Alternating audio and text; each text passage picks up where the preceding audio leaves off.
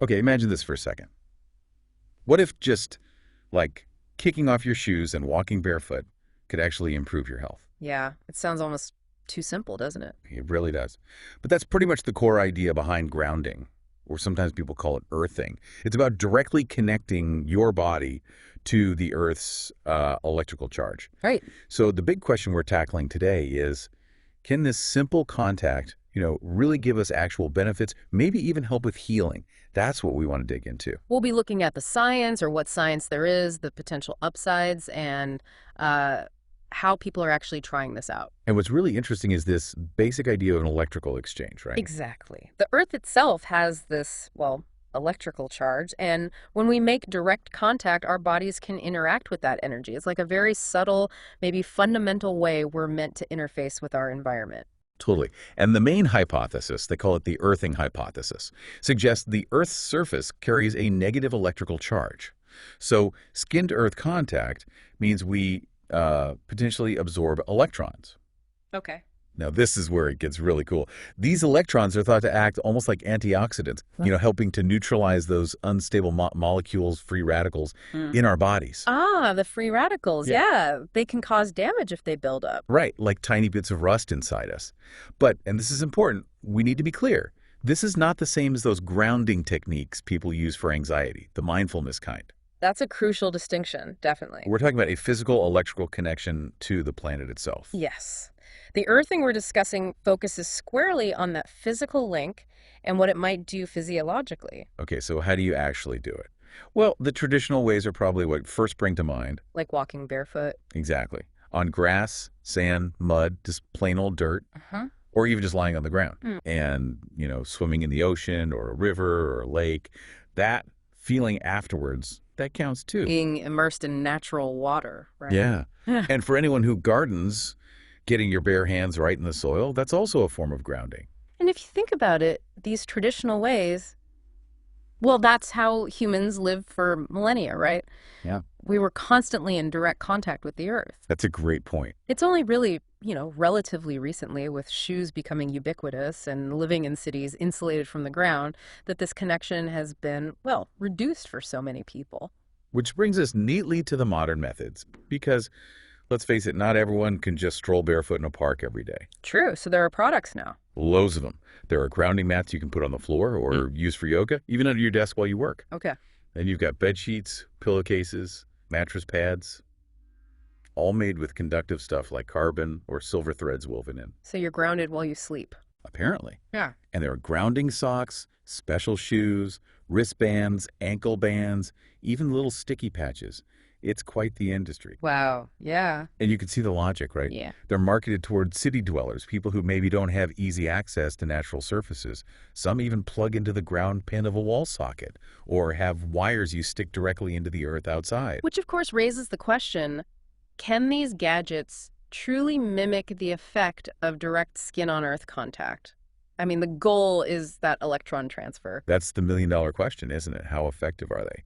It probably depends a lot on the product quality and how well they make that connection. Okay, so let's get into the science. What does the research actually say? And this is where it gets a bit tricky. Yeah, it seems like grounding is still a pretty under-researched area. There isn't like a mountain of high-quality independent studies yet. That's definitely something to keep front of mind. The basic idea, the electron transfer, is biologically plausible, sure. But the hard evidence for broad health benefits, it's still developing. And many of the studies so far have limitations. Like small sample sizes or relying on self-reports. Exactly. Or not controlling for other factors. Right.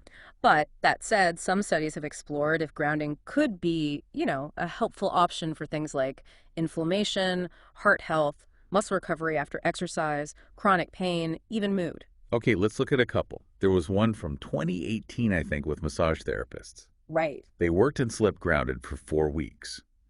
And the results showed a trend towards lower stress things like changes in heart rate, breathing rate, suggesting more relaxation. But a small group. Yeah, small group. And the researchers themselves pointed out they didn't account for things like gender, body composition, other environmental factors. So suggestive, but not definitive. And another one in 2019, also with massage therapists. They reported feeling less pain, less stress, less depressed, less tired after just a week of using earthing therapy, and that lasted at follow-up. But again, small sample size, right? Yeah. and self-reported data. Precisely. So you always have to consider the placebo effect, just the belief that something is helping might make you feel better. And again, factors like gender, body type weren't really factored in. Okay, but there have been a few others more recently. One study looked at people with diabetes. Ah, yes, wound healing. Yeah, they found that an hour of grounding a day for a month seemed to speed up wound healing, which can be a real issue with diabetes. That's potentially significant given how difficult wound healing can be in that population. And another one, 2022 in Indonesia with premature babies.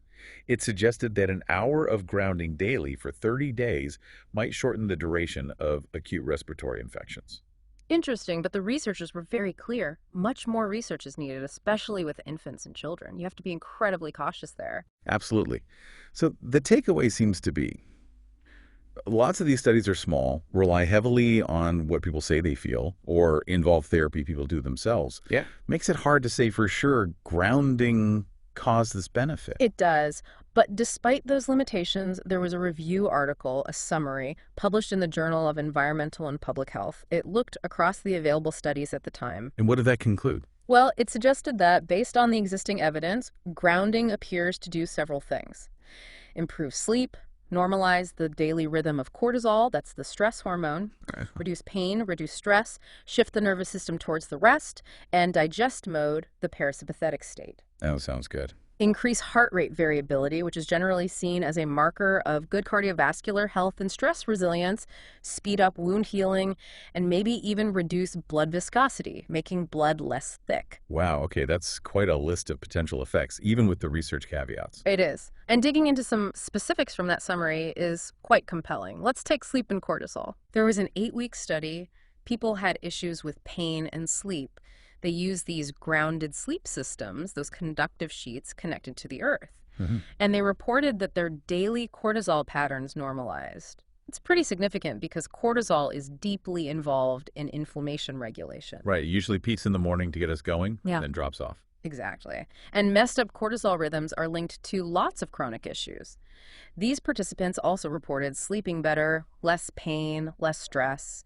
So it hints that maybe this simple connection could help nudge our hormonal balance back towards a healthier state. And that link to cortisol and inflammation, that's huge, isn't it? Because chronic stress can sometimes make our bodies less sensitive to cortisol's anti-inflammatory signals. Precisely. It's called glucocorticoid receptor resistance. So if grounding helps maintain a healthy cortisol rhythm, that could theoretically have knock-on benefits for managing inflammation system-wide. Okay, what about pain and the immune response? You mentioned muscle soreness earlier. Right. The DOM study, delayed onset muscle soreness, they used it as a model for inflammation and pain. Participants did strenuous exercise designed to make their muscles sore. Ouch, I know that feeling. Me too. So the grounded group reported less pain, both just how they felt subjectively, and also they could tolerate more pressure from a blood pressure cuff before it became painful. Interesting. And what's perhaps even more interesting, they had lower levels of certain circulating immune cells like neutrophils and lymphocytes afterwards.